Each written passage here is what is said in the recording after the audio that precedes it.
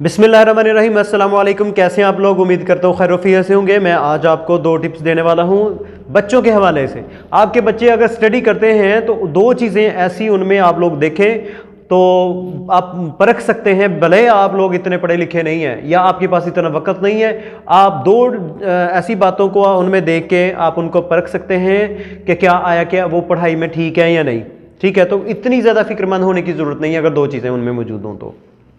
पहली चीज़ कि क्या आपका बच्चा हर रोज़ स्कूल जा रहा है या नहीं, रेगुलर है कि नहीं, शौक से स्कूल जाता है या नहीं। दूसरी चीज़ ये है कि आपका बच्चा घर में, अमूमन आप लोगों ने देखे कि अमूमन हमारे बच्चों को स्कूल्स में टीचर्स जो हैं वो होमवर्क देते हैं कि ये आपने घर का काम करके आना है होमवर्क के तौर पर।